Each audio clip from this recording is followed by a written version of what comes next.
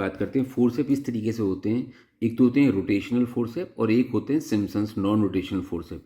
ये देखने में तो ऐसा लग रहा है कि एक ही है, जैसे चिमटा होता है, लेकिन ये अलग अलग हैं ये दोनों। तो इसलिए फोर्सेप लगाने से पहले हम ये बिल्कुल मेक श्योर कर लें कि राइट और लेफ्ट दोनों एक ही उसके हैं। All types in use today consist of two blades with shanks joined together at a lock with handles to provide a point of traction. The specific details of construction vary between instruments. The blade may be fenestrated, open, pseudo-fenestrated, open, protruding ridge और solid. फेनेस्ट्रेट का मतलब जैसे यहाँ पे gap दिखाई दे रहा है, अगर पूरा कवर्ड है तो फेनेस्ट्रेटेड नहीं होगा। Likewise the length of the shank, the design of the lock, convergent, divergent, sliding, ये अलग अलग तरह के होते हैं सब। Non rotational forceps are used when the head is occipitoanterior with no more than 45 degree deviation to the left और to the right. तो ये नॉन रोटेशनल हम तब यूज करते हैं, यानी कि सिम्पसन्स टाइप जो होते हैं। एग्जाम्पल जैसे नेवल्स बर्न, छोड़ गया head. If the head is position more than 45 degree from the vertical, rotation must be accomplished before the traction. Forceps designed for rotation such as Killen's forceps have a minimal pelvic curve to allow rotation around a fixed value. तो अगर rotation नहीं हुआ है तो फिर तो यही वाला लगाओगे। अगर सॉरी मैं बोला,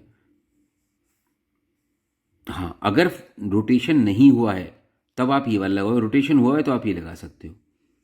Forceps designated for rotation such as Killen's forceps have minimal pelvic floor and facilitate correction of asynclitism. Asynclitism का मतलब होता है जैसे नॉर्मली जो फ्लेक्शन होता है इस तरीके से होता है, अब फ्लेक्शन जो है इस तरीके मतलब शोल्डर की तरफ को हो गया, मतलब हेड जो है शोल्डर की तरफ टिल्ट हो गया, इसे एसिंक्लिटिज्म बोलते हैं। For forceps all the usual prerequisites for safe delivery apply, but in addition it is essential that the operator check the pair of forceps to ensure that the matching pair has been provided and the blades lock with ease. ये सब हुई। With proper placement of the forceps blade, they come to lie parallel to the axis of the fetal head and between the fetal head and the pelvic wall. The operator then articulates the lock and blades, checking their application before applying traction. Traction should be applied intermittently, coordinated with uterine contraction and maternal expansion. The axis of traction changes during the delivery and is guided along the J-shaped curve. Pelvis का curve जो होता है वो J-shaped curve होता है, तो उसी तरीके से लगाना पड़ता है। As the head begins to crown, the blades are directed to the vertical and the head is delivered.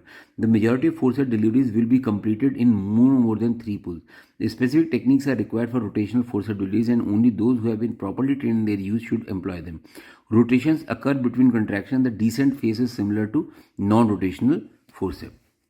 The role of ischiotomy at vacuum and forceps delivery is controversial with conflicting studies.